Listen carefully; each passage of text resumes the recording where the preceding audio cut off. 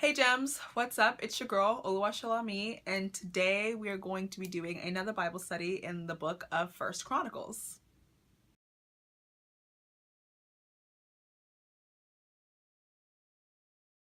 Okay, so we start off with verses 1 through 7 saying this.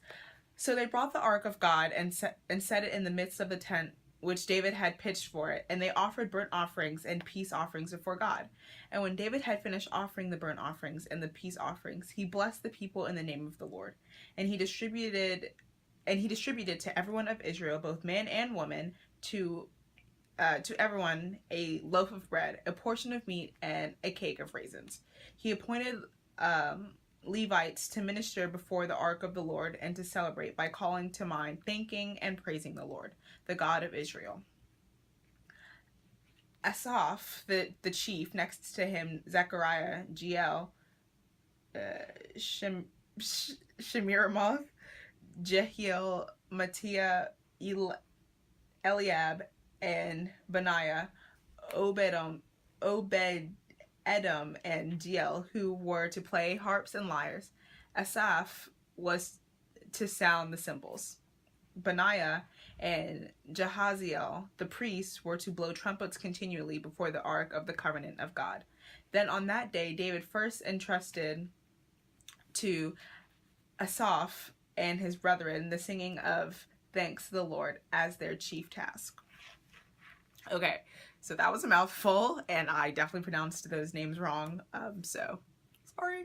But I thought that it was very interesting that this passage started off this way.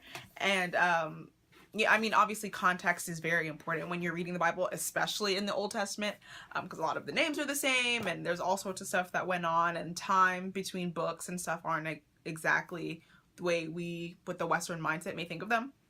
So context is obviously very important, but I was like, who are all these people? Like, what are they doing? And I was like, God, I don't see what all this has to do with anything.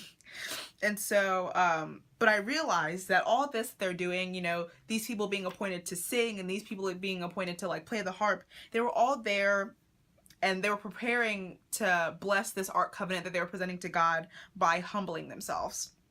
So they were humbling themselves before the Lord, and they are following his instructions on how to do so. So I think from this little first chunk of this passage, it's very important to note what exactly these people are doing. They're preparing something that they're about to present to God, and first they're performing a kind of ritual in which they praise God's name as they offer him this thing that they're offering him. And so they're humbling themselves, you know, they're making it known to everyone around them and to God that this is us giving something to you as a way of us gratifying you. So therefore we're going to humble ourselves first by playing the harp, by praising your name, and by being in the positions that you want us to be as we are humbling ourselves. So I thought that was very interesting, because I think it's really easy to forget to humble ourselves when we enter the presence of God, whether that's to ask him for something or to just talk to him. I think it's very important that when you're entering the presence of God, and especially when you're giving some kind of tithe or offering too, which we, for some reason in this culture, have sort of made it seem as this sort of like throwing money in the bucket kind of thing, as opposed to an act of worship, which it definitely is. We forget to humble ourselves before God, and we forget to, you know, make sure that the thing that we're doing is meaningful. And then in verse 8 it says, "Oh, give thanks to the Lord, call on his name, make known his doings among the peoples." The writer here is telling us, is instructing us to call on his name. So if you're going to give thanks to the Lord, call on his name. Make it known who you're talking to everyone around you and to God. Call on his name. Get God's attention. You know, so I thought that was very cool. And it says, make known his doings among the peoples. So he's saying this out, and he's talking to us, and he's like, let everyone know who you're talking to. Because in this time, remember, they had all sorts of idols and stuff that were being worshipped at the same time. You know, people had like golden statues that they would worship, and they had all sorts of names and had all sorts of this. So this person is saying, hey, when you, the one worshiping God, the Father in heaven, call his name and make his greatness known to everyone. Everyone, don't do, oh, Jesus. No. Like he's saying, call on God's name and let his glory be known to everybody. So kind of like that. And then in verse 9 it says, sing to him, sing praises to him, meditate on and talk all of his wondrous works and devoutly praise them. So I'd like it to be noted that whoever wrote this, they have exclamation points in here. I don't know what that would look like in the Hebrew if they like had exclamation points like that, but like I really just like how all over the place there are like exclamation points, because this person is excited. They're like, sing to him, sing his praise, they up there, like they're really excited to be telling us, you know, what to do. Like they're like, why aren't you singing? Like sing to his name, like sing praises, sing wondrous things, like praise God's name, you know, like he's excited. Like he's excited to tell us to do that because he's excited to do that. You know what I mean? So I think that I really like that, because I don't know, it just makes me feel like the person that's telling us as worshipers of God what to do are also in turn doing them. And you can get that from, you know, just like his excitement to tell us to sing praises to God. So in verse 10, we continue on where it says, glory in his holy name. Let the hearts of those rejoice who seek the Lord. Again, another exclamation. Like those who seek the Lord, rejoice. Your heart should be rejoicing. Like you on the inside should be elated because you're seeking God. And he's saying this as if God's already found you. You know what I mean? So he's kind of just saying indirectly here that like if you're seeking God, God is obviously going to be found by you. So you should be happy. You know what I mean? It's not like he's just assuming that you're seeking and you're not getting, like he's like, no, if you're seeking, you're getting God in return. Like you're not just seeking to seek. Like no, like you're seeking God, you're making the constitution to do so, and so therefore God's going to come to you. God's going to find you. And so you should rejoice. Like your heart should rejoice because of that fact. Like it's no way that you're sitting here seeking God and you're not happy. It's impossible. That's what he's saying. He's like, no, rejoice. Your heart should be rejoicing. Exclamation point. Exclamation point. I really like these exclamation points. I don't know why. But seek the Lord. So verse 11 continues on and it says, seek the Lord and his strength, yearn for and seek his face, to be in his presence continually. Exclamation point. So again, the person who wrote this is clearly very excited because this is the third exclamation point in a row. And he's saying, seek the Lord and his strength, yearn for and seek his face, and to be in his presence continually. He uses the word yearn, and I looked up this word. It's a verb, which means it's action, which means he's telling us to go do something. You know, he's not telling us to say, no. Whatever, he's using this word yearn, and he's telling us as people, you got to do something. You got to do something if you want this excitement that I have. He says, yearn for and seek his face. And yearn is a verb, and it means to have intense feeling of longing for something, typically something that one has lost or been separated. You know, so he's saying yearn for and seek his face, to be in his presence continually. So you should be yearning to see him, to be constantly with him, to always hear what he has to say, to always just be around him. Like your presence should be where he is. Like where you are should be where he is. And he's saying that with an exclamation point. He's like, you should be excited. You know, like you should be running. You should be running to find God. You should be seeking his face continually, he says. He says continually seek his face with an exclamation point. So I was like, dang, dude's really, he's really hype. He's really trying to find God. Like he really wants to clothe, like he has a longing. The definition says it's a longing for something, typically something that one has lost or been separated. So maybe there was a time in this person's life where he didn't have God, you know, and he was lost, he was separated from his father. Now he's saying, you know, I know what that's like. I know what it's like, and I want it back. You know, I want my father back, or I want my father now. So I'm yearning for him. I'm seeking him continually, constantly. I'm making the conscious decision. I'm using this verb. I'm making I'm doing an action.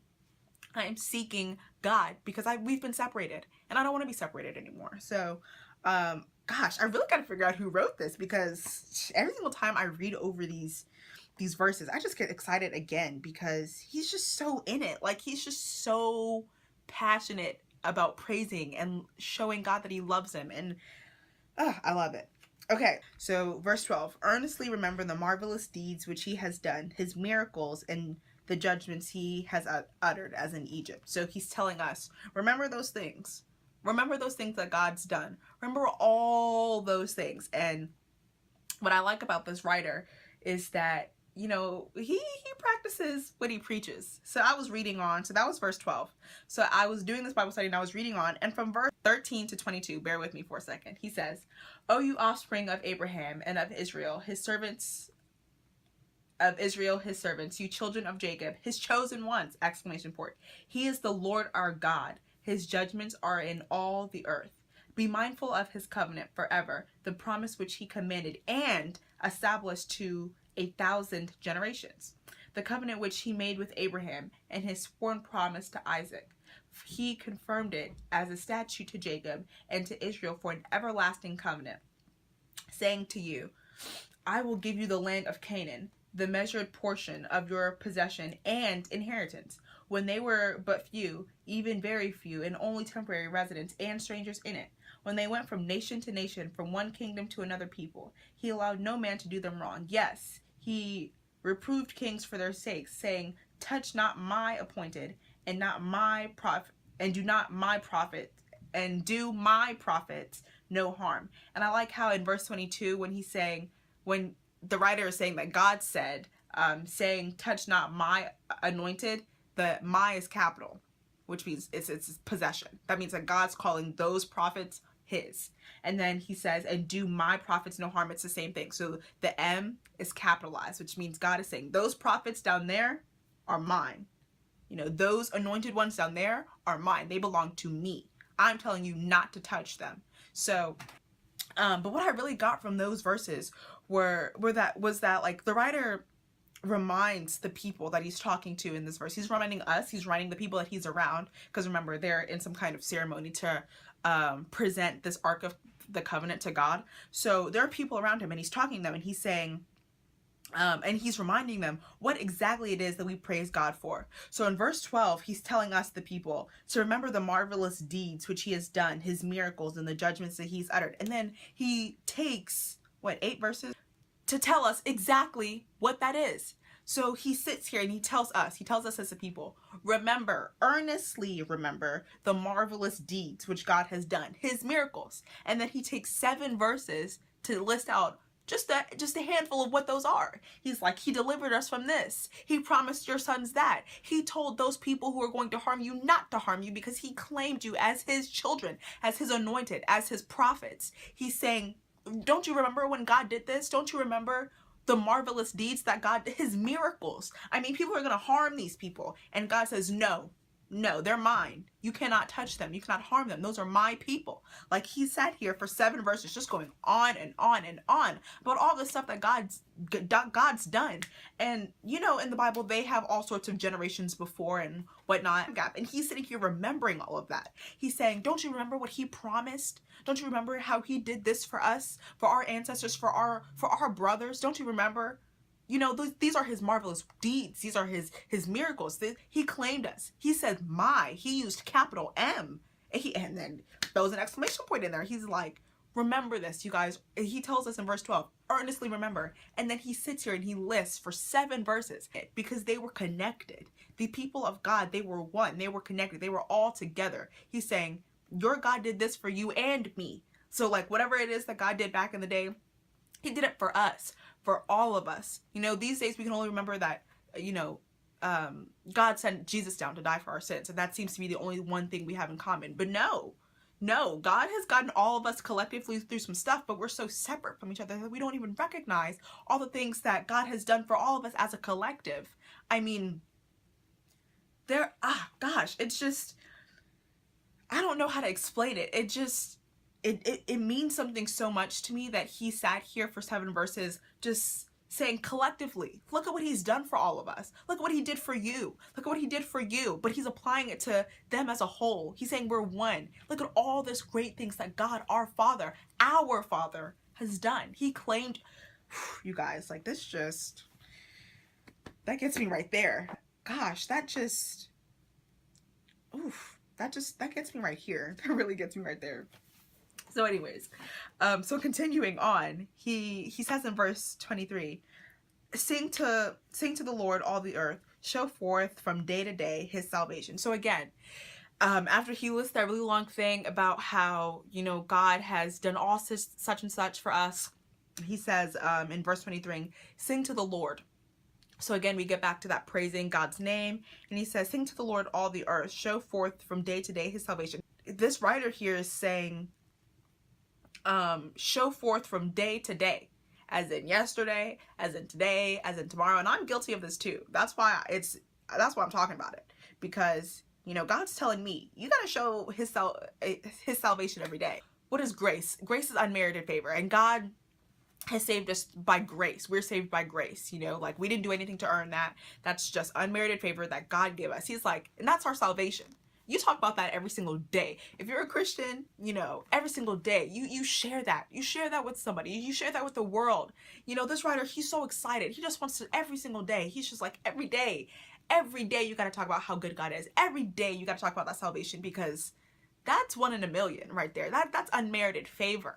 Nobody on this planet can give you that. Nobody, because that's called grace, and only God can give you that kind of salvation. He uses the word salvation. He's like, from day to day, you talk about his salvation, capital H, his salvation, because God gave you something so beautiful. And this was even before Jesus. God gave you that. God gave you that salvation. So, you know, sing to the Lord about that salvation from day to day. Show everybody every single day the salvation. Every single day. Show how blessed you are because of the Father you serve. Every single day. In verse 24, we continue on saying, declare his glory among the nations, his marvelous works among all people. So it's the same thing. So everyone deserves to know how great your God is. He's saying, tell everybody, tell the whole world. Verse 25, as for great is the Lord and greatly to be praised. He also is to be reverently feared above all so-called gods. Okay, I don't know what they called it back then, but in this time we call that shade, okay? But this man right here is saying, I'm gonna let y'all know, the God I serve is marvelous, is powerful, is glorious, and he deserves to be praised. So you can go on with your little so-called gods, but the God I serve is like actually doing, you know, like he was just being a little shady, and I appreciate it. I don't mind a little shade every now and then. I don't mind a little shade. As for verse 26, for all gods, little g, of the people are lifeless idols, but the Lord made the heavens. So this verse I thought was pretty strong as well, because he again continues on with the little shade. You know, he's like, y'all gods, y'all are stone. You're made of gold. Like, the people who serve you literally created you. You know what I mean? You're lifeless. Like, you don't breathe life. But my God, my Father, and he made the heavens. You know, like he made the sky, the stars, the clouds. He made what's above. You know what I mean? You can't even breathe. And my God's out here creating. You know? So I was like, okay, we continuing on with that shade. Okay. And then verse 27, it says, honor and majesty are found in his presence. Strength and joy are found in his sanctuary. And this verse to me, you know, after all this, it just says that, like, this man just really loves God. You know what I mean? Like, I mean, you guys are getting that sort of from, like, the passion that, like, the way he's writing with the exclamation points and stuff. But at the end of the day, like, this is literally all about just him loving God. You know what I mean? Like, he's just going on and on. Like, this is verse 27. I mean, he's still got more to say about just God himself. Not even an instruction. This isn't even an instruction. He's just like, you know, you guys, God deserves the honor. God deserves the glory. What does he say? He says strength and joy are found in his sanctuary. So like all the verses that talk about making God your refuge, strength and joy are found in those places. He's saying, you guys, like, look how great God is. Like, he's awesome. Like, do we even love God like this anymore? Like, I feel like we get so wrapped up in thanking Jesus for his sacrifice that we forget who sent him. You know what I mean? Like, do we even love God like this anymore? Because I know I don't have this level of passion that this man does. Like, this man loves God. Like, he really loves him, and it's so apparent. It's so obvious. And he can't even contain himself. Like, he doesn't even know he loves God. He really loves God. And I was just so kind of like taken aback by like just that verse itself, because after all this, it's like, this man really loves God. Like, he really loves God. And I thought that was cool. I really like that. I really do, because it reminds me that, you know, you can't neglect your Father. You gotta love him, because he's done so much for us. And, you know, you gotta be like this. You gotta take the time out of your day to just remember that, you know, to remember what he's done, to remember how marvelous and how much honor and glory he deserves. So anyways, it says, continuing on in verse 28, it says, ascribe to the Lord, you families of people, ascribe to the Lord glory and strength, ascribe to the Lord the glory due his name, bring an offering and come before him, worship the Lord in the beauty of holiness and in holy array. I really liked how he said beauty of holiness. So he's just talking about like God's holiness, and he's calling it beautiful. You know, it's as if, you know, there's like a circle of, you know, sparkly rainbows or something around him, and like that's God's holiness and how beautiful it is. So I really like how, you know, he really does love it, like every aspect of God. Like there's not a part of God that can just be not liked, you know. Like his holiness is even beautiful, you know. I really like that. I thought that was pretty. In verse 30, tremble and reverently fear before him. So yeah, he's telling us, you know, you're in God's presence. Like, bruh, that man created you. And on top of that, he created everybody you see here, and the trees, and the stars, and the clouds, and the sky. Like, you have to tremble in his presence, because there's no way that you can be in front of somebody that great with that much holiness and not be trembling. And so I think that this person who's writing this is also sort of describing like how they are in God's presence, which is why he's telling us to do the same. Okay, so we continue on to verses 31 through 33, where it says, let the heavens be glad and the earth rejoice, and let men say among the nations, the Lord reigns. Let the sea roar and all the things that fill it. Let the fields rejoice and all that is in them. Then shall the trees of the wood sing out for joy before the Lord, for he comes to judge and govern all the earth. So, you know, we know, you know, trees and rocks and stuff, like they're inanimate objects, but they're still called to rejoice. You know, they're still called to sing out to God. So like even the trees are worshiping God. Even, I mean, the heavens are worshiping God. And he didn't say angels, he said heavens, as in the stars, as in the sky. Like he's saying all that's above, you know, you're worshiping. Like no one's exempt. No one is not worshiping. Even the trees are worshiping. The trees that cannot communicate with us in our human language, they're worshiping God. So if God commands the earth and everything in it to worship, then the trees are not exempt from that. Like the trees are worshiping. And if the trees are worshiping, what do you think you're supposed to be doing? Okay. Well, verse 34, he says, oh, give thanks to the Lord, for he is good, for his mercy and loving kindness endure forever. This whole chapter, out of this whole thing, like God, he's being worshipped, and I mean, he's being praised in so many different ways. And this is just one verse. Like, imagine if I only read this, like if this was the verse of the day or something, and I read it and I didn't read the rest. Can you imagine how much passion I'd be missing out on if I only read verse 34? I mean, this is the verse that everyone knows, and it's at the end of the whole chapter. Like, do we even be reading the rest of the stuff? Like, you know what I mean? Like, I feel like we just pick and choose parts of the Bible that sort of generally apply, and we don't like read the rest of it. And it applies to so many different things. But like in this verse, like we would miss out on all the great things that this man has to say about God, because we only read this like one famous part. You know what I mean? So I was like, oh, isn't that interesting? And then in verses 35 to the end, you know, they sort of close their whole ceremony in the Bible. And, you know, he continues saying stuff like, you know, God of our salvation. And he's continuing to do all these prayers. And so, you know, at the end, you know, they I guess finish out their prayers and present the Ark of the Covenant to God, and they finish the worship and that type of thing. And that goes on for like 7 or so more verses. But I really liked 1 Chronicles 16 because of the passion in it. You know what I mean? Like he loved God a lot. Like he got it. You know what I mean? Like, I wonder if God is just sitting up there thinking like, you guys don't get it. You guys don't get it. Like I wonder if the angels are sitting up there thinking like, you guys just don't even know the half of it. Like, you guys just don't get it.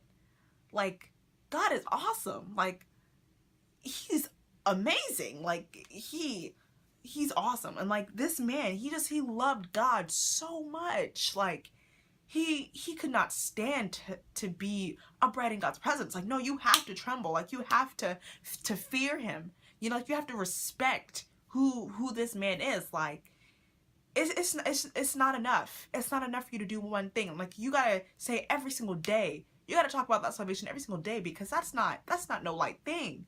You know, like I just don't even know. I just don't even know how to talk about it, man. Like he just loved God, and it's such a beautiful thing, I think, to love God in this way, because I feel like we kind of don't do that anymore. So when I read this, I sort of made an inward challenge for myself, you know, to start writing down and to make a list of all the beauties of God, you know, and that I've seen in my life, as in all the miraculous things that God's done for me. Because, you know, in that long verse from 13 to 22, when he sat there and listed all the past things, like generations ago maybe, that all the past things that God has delivered them from, and he can still recall them to this day. You know, that's what I want to do. I want to write down all the past things, all the past miracles that God has done for me in my life. And I want to be able to recall them when I'm 40. All the things that God has done for me this year, I want to be able to remember them when I'm 72 years old.